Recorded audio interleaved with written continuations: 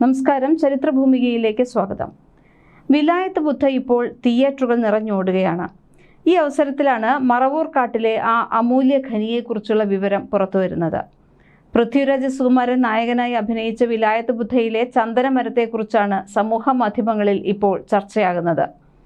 എന്നാൽ നമ്മൾ ഇന്ന് പറയുന്നത് വിലായത്ത് ബുദ്ധ എന്ന സുഗന്ധമുള്ള തടിക്ക് പേരുകേട്ട ചന്ദനമരത്തിൻ്റെ കഥയാണ്.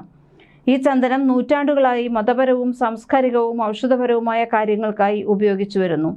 വിലായത്ത് ബുദ്ധ എന്ന പദം മികച്ച നിലവാരമുള്ള സുഗന്ധമുള്ള തടികൾക്കും അവശ്യ എണ്ണകൾക്കും പേരുകേട്ട പ്രത്യേകതരം ചന്ദനത്തെ സൂചിപ്പിക്കുന്നതാണ്. ചന്ദനമരങ്ങൾ, പ്രത്യേകിച്ച് വിലായത്ത് ബുദ്ധ ഇനം, പ്രധാനമായും ഇന്ത്യയിലാണ് കാണപ്പെടുന്നത്. കാട്ടിൽ മാത്രം വളർന്നിരുന്ന ഇവയുടെ വാണിജ്യ ആവശ്യങ്ങൾ വർദ്ധിച്ചതോടെ വിലായത്ത് ബുദ്ധ ചന്ദനം കാർഷിക ഉൽപ്പന്നമാക്കി മാറ്റിയിട്ടുമുണ്ട്. മറയൂരിലെ ഏറ്റവും പ്രശസ്തമായ ചന്ദനമരങ്ങളിൽ ഒന്നുകൂടിയാണ് വിലായത്ത് ബുദ്ധ. ചന്ദനമരങ്ങളിൽ തന്നെ എ ഗ്രേഡ് ഉള്ളതാണ് ഇത്. വിദേശ വിപണികളെ ലക്ഷ്യമിട്ടാണ് വിലായത്ത് ബുദ്ധ ചന്ദനമരം കൃഷി ചെയ്യുന്നത്. എന്തുകൊണ്ടാണ് ഈ തടിക്ക് വിലായത്ത് ബുദ്ധ എന്ന് പേര് വന്നത് എന്ന് നോക്കാം. പറഞ്ഞറിയിക്കാൻ വയ്യാത്തത്ര സുഗന്ധമുള്ള ഈ ചന്ദനമരം ബുദ്ധ പ്രതിമകൾ നിർമ്മിക്കാനാണ് ഉപയോഗിക്കുന്നത്. ചന്ദനക്കൊള്ളക്കാർ തേടി നടക്കുന്ന ഇനമാണ് ഇത്. ലക്ഷണമൊത്ത തടി 1000-1 കാണൂ. വളവും പുളവുമൊന്നുമില്ലാതെ നിർവാണ ബുദ്ധനെ കൊത്തിയുണ്ടാക്കാൻ പാകത്തിന്. അത്തരമൊരു ചന്ദനമരം തന്നെയാണ് വിലായത്ത് ബുദ്ധ എന്ന സിനിമയിലെയും താരം. വേറൊന്ന് പറയുകയാണെങ്കിൽ ചന്ദനം പരാന്നഭോജിയാണ്. സ്വന്തം വേര് കൂർപ്പിച്ച് അകിലിൻ്റെ വേരിൽ തുളച്ചു കയറ്റും. അതിൻ്റെ അന്നം വലിച്ചെടുത്ത് ആനന്ദിക്കും. ലോകത്തിൻ്റെ കാഴ്ചയിൽ ചന്ദനം എത്രയോ പവിത്രമായ മരമാണ്. അതുപോലെ തന്നെയാണ് ജനങ്ങളും ജനാധിപത്യവും എല്ലാം. മറ്റുള്ളവൻ്റെ വേദന ഊറ്റിയെടുത്ത് വിഴുങ്ങിയാലേ ദഹിക്കൂ. തരം കിട്ടിയാൽ അതൊരു ക്രൂര വിനോദവുമാണ് ഇവർക്ക്. ഇതൊക്കെ തന്നെയാണ് GR ഇന്ദുഗോപൻ്റെ വിലായത്ത് ബുദ്ധ എന്ന നോവലിലും സിനിമയിലും ഇതിവൃത്തമാകുന്നത്. നമുക്ക് മറയൂരിലെ ചന്ദനത്തിലേക്ക് തന്നെ വരാം.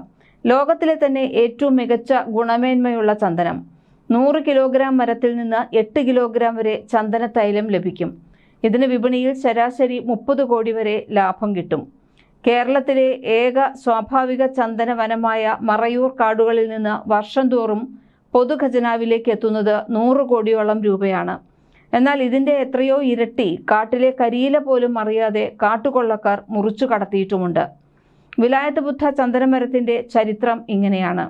ആയിരക്കണക്കിന് വർഷങ്ങൾ പഴക്കമുള്ളതാണ് വിലായത്ത് ബുദ്ധ ചന്ദനത്തിൻ്റെ ചരിത്രം. ഇതിൻ്റെ ഉത്ഭവം ഇന്ത്യൻ ഉപഭൂഖണ്ഡത്തിലാണ്. വേദ ബുദ്ധ കാലഘട്ടങ്ങളിൽ ഉൾപ്പെടെയുള്ള പുരാതന ഗ്രന്ഥങ്ങളിൽ മതപരമായ ആചാരങ്ങൾക്കും വിശുദ്ധിയുടെയും പവിത്രതയുടെയും പ്രതീകമായും ഉപയോഗിക്കുന്ന ആ പുണ്യവസ്തുവായി ചന്ദനത്തെ പരാമർശിക്കുന്നു.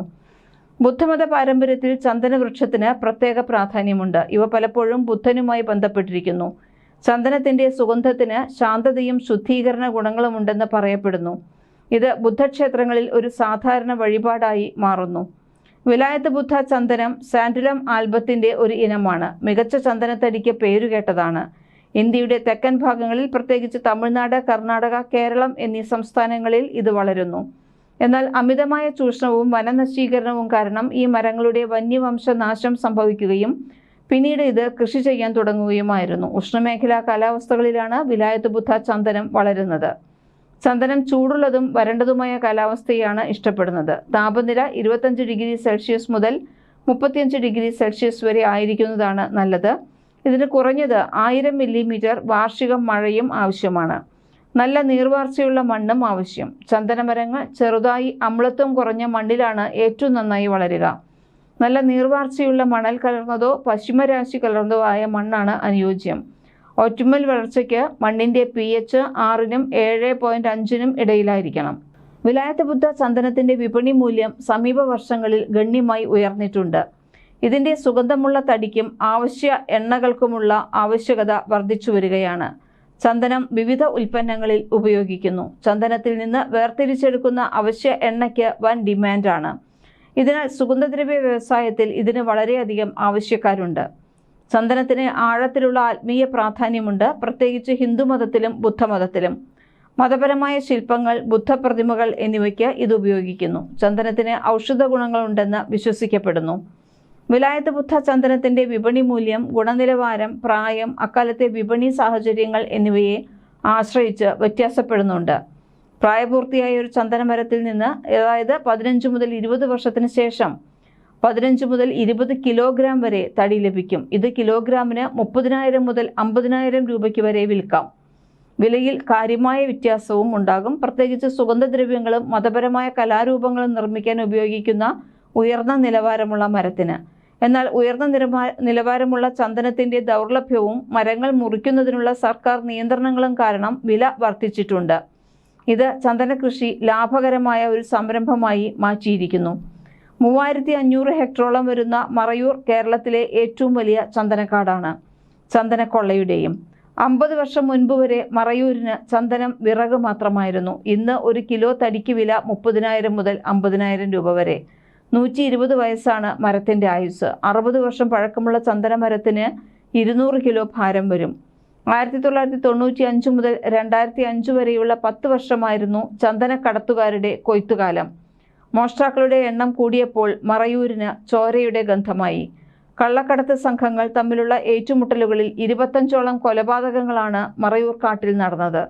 വനം റേഞ്ച് ഓഫീസറെ ബന്ദിയാക്കിയതും ഫോറസ്റ്റ് ബസ് കത്തിച്ചതുമെല്ലാം വെടിവയ്പും എല്ലാം അങ്ങനെ ഒരുപാട് സംഭവങ്ങൾ ഉണ്ടായിട്ടുണ്ട്. സാൻഡൽ ഡിവിഷൻ രൂപീകരിച്ചതോടെയാണ് ചന്ദനക്കടത്തിന് ഒരു പരിധിവരെ തടയിട്ടത്. വനം ഉദ്യോഗസ്ഥരും താൽക്കാലിക വാച്ചർമാരും ആദിവാസികളും ഉൾപ്പെടെ 1000-ലധികം പേരാണ് പിന്നീട് മറയൂരിലെ ചന്ദനച്ചോലയ്ക്ക് സംരക്ഷണമൊരുക്കാൻ രംഗത്തിറങ്ങിയതും. ഇതെല്ലാമാണ് വിലായത്ത് ബുദ്ധയുടെ കഥ. കൂടുതൽ ചരിത്ര കാര്യങ്ങളുമായി വീണ്ടും വരാം. ചരിത്രഭൂമിക സബ്സ്ക്രൈബ് ചെയ്യൂ.